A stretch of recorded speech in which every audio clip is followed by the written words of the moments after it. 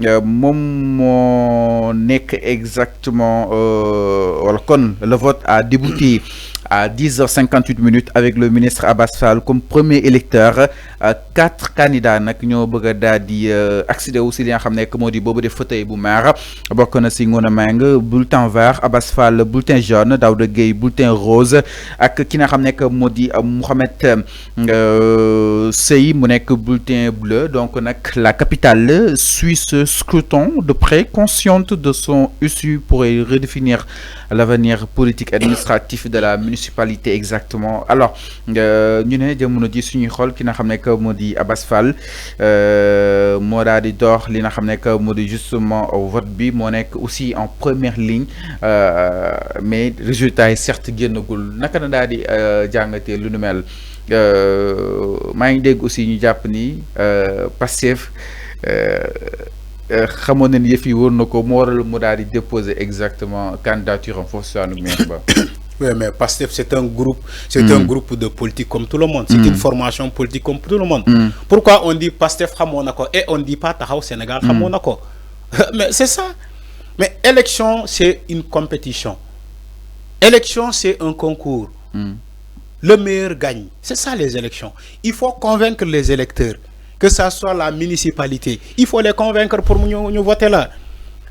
Là, il ne faut pas dire que oui, Pastef a mon accord. Parce que Pastef a plus de conseillers que tout le monde. Non, c'est faux.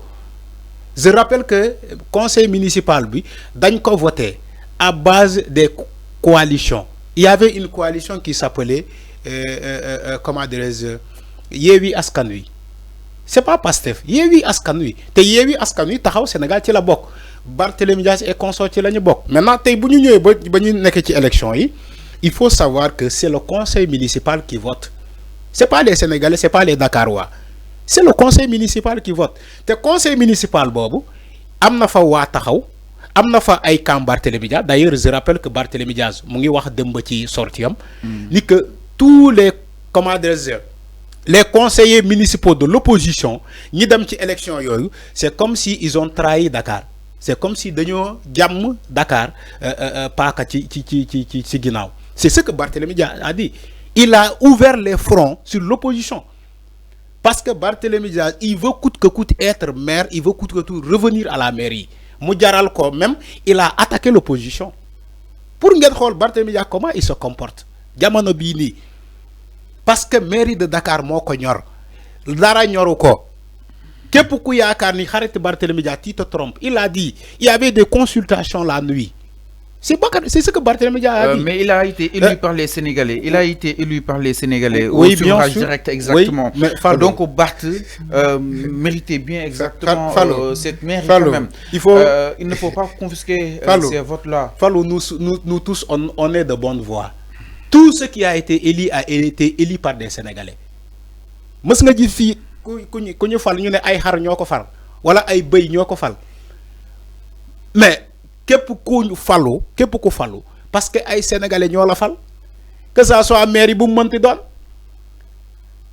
Donc il faut pas dire que kenn fokkati wu dara.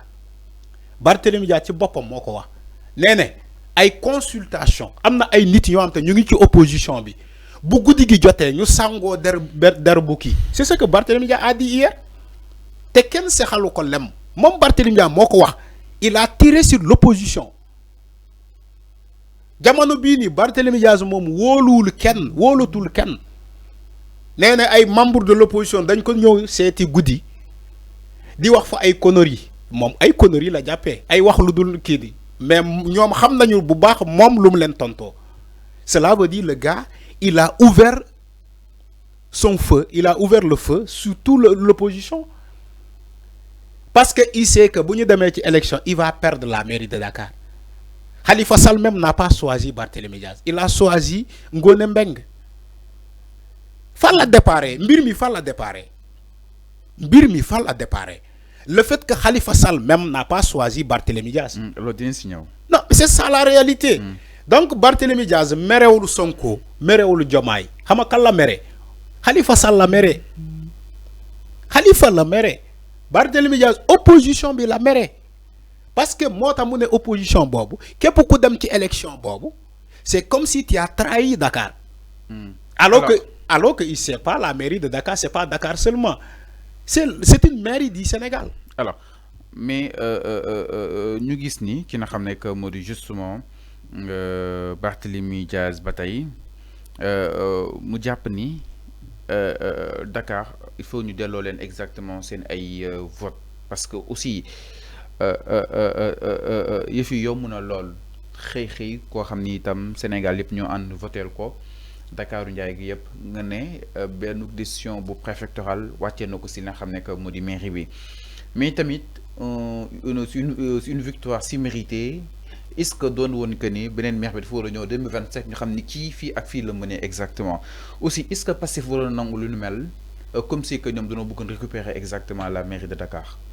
Fallou, il faut ngeen xam ni que c'est pas la première fois que une mairie a été destituée de son maire. C'est pas la première fois. L'État même sur l'ère Macky Sall. Mais flagrant wul. Macky Sall, association bi contexte bi. Macky Sall, ma jox la exemple. Macky Sall avait déployé une délégation spéciale au niveau de la mairie de Yeumbeul, je crois. Une délégation spéciale. Là, on parle de la mairie de Dakar. Non, c'est ça. Aujourd'hui, on parle d'élection. On ne parle pas d'une délégation spéciale. La mairie de la capitale. C'est ce que je dis.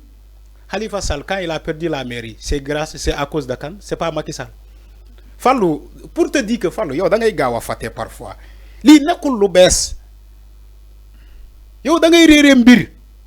Khalifa Sall avait perdu cette mairie de Dakar que tu parles là. On parle bien sûr de la mairie de Dakar que tu parles. Moi, je ne parle pas de la mairie de Ziguinchor ou de Saint-Louis. Je te parle de la mairie de Dakar. En fait, la façon. Khalifa Sall, c'était pire. Fi un citoyen de Dakar, Khalifa, moi saisir le préfet. Mais bien sûr, c'est dans le fait de concourir à la loi. C'est la loi qui lui donne cette occasion. Tu crois bayna gay, loi waxul lolu mu def ko. Il faut revenir à de meilleurs sentiments. Il faut revenir à de meilleurs sentiments. Encore Khalifa Sall, c'était plus flagrant que Barthélémy Diaz. Khalifa, il a été chassé de la mairie de Dakar. Ça, c'est la loi. Hama lui, ça c'est Dakar. Dañ la Dakar ci mairie Dakar.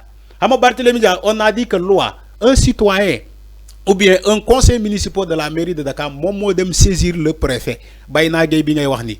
Hama loi la ñuy wax ci le cas de Barthélémy Diaz, loi. Mais Khalifa Sall, c'était quoi? La caisse d'avance de la mairie de Dakar, la caisse d'avance.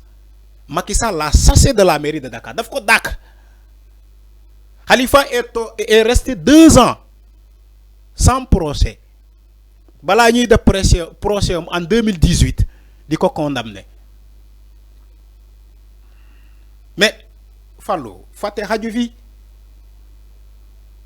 Macky dafa jaay doole Khalifa Sall dak ko ci mairie de Dakar. Barthélémy Dias tay loi la ñuy wax. Te qui destitué de la mairie, c'est le préfet.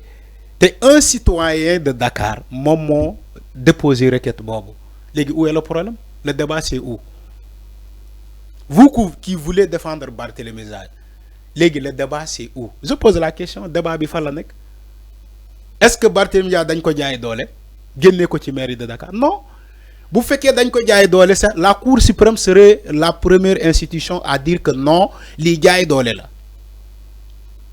Donc, il y a politique. Il n'y a même pas de politique. Il y a une politique qui dossier Barthélémy Diaz.